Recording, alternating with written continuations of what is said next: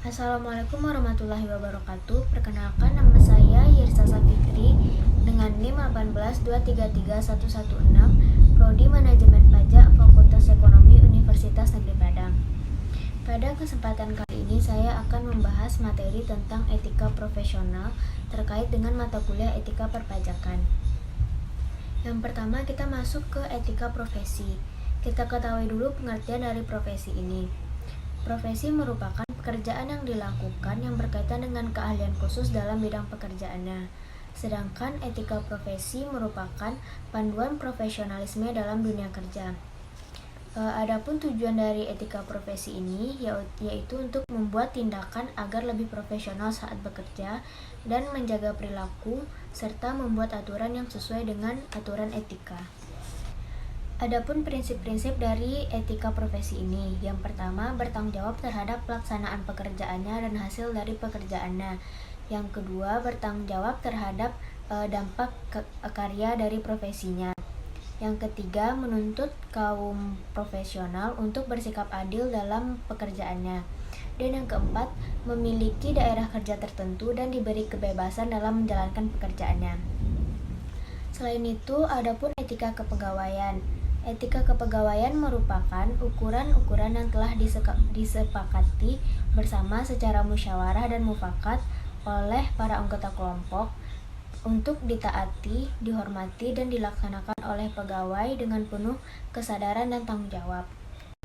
Adapun dasar-dasar etika kepegawaian. Yang pertama, bekerja dengan penuh tanggung jawab dan semangat.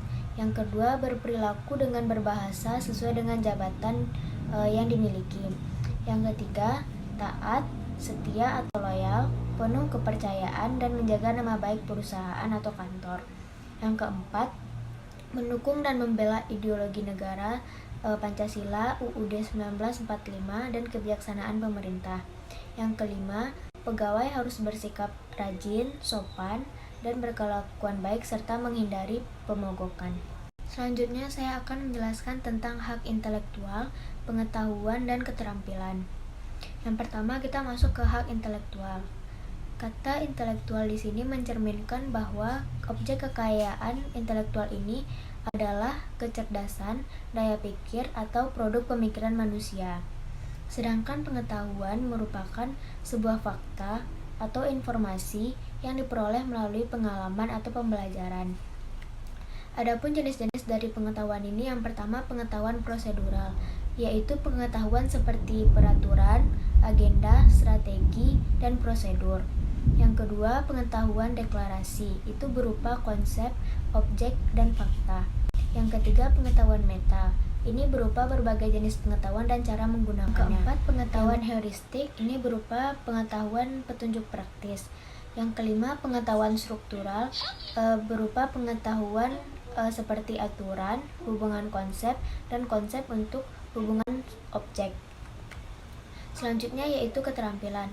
Keterampilan ini merupakan kemampuan dasar pada diri seseorang yang harus dilatih, diasah, serta dikembangkan secara terus-menerus sehingga menjadi potensial dalam melakukan sesuatu.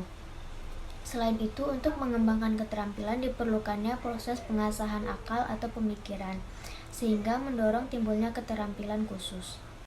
Adapun contoh kasus yang berkaitan dengan materi yang sudah saya bahas sebelumnya, yaitu kasus tentang Mulyana Wekusuma. Kasus ini terjadi pada tahun 2004. Mulyana Wekusuma sebagai seorang anggota KPU yang diduga menyuap anggota BPK yang saat itu akan melakukan audit keuangan berkaitan dengan pengadaan logistik pemilu. Logistik untuk pemilu yang dimaksud yaitu berupa tinta, kotak suara, surat suara, amplop suara, serta teknologi informasi. Setelah dilakukan pemeriksaan, BPK meminta untuk melakukan penyempurnaan laporan. Setelah dilakukan penyempurnaan dan diperiksa kembali oleh BPK, laporan tersebut lebih baik daripada sebelumnya, kecuali pada teknologi informasi.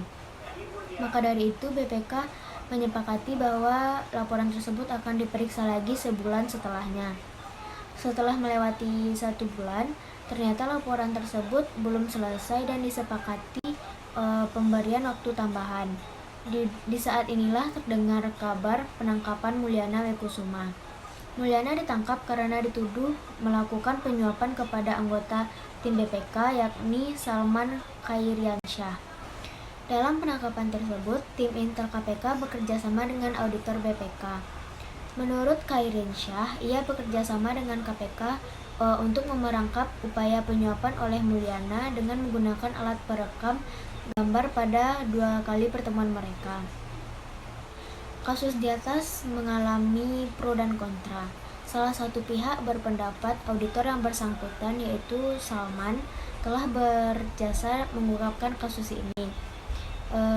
Sedangkan pihak lain mengatakan bahwa Salman seharusnya tidak melakukan hal tersebut karena telah melanggar kode etik akuntan. Baiklah, sekian yang dapat saya sampaikan. Saya akhiri. Untuk salah dan kurangnya mohon dimaafkan. Assalamualaikum warahmatullahi wabarakatuh.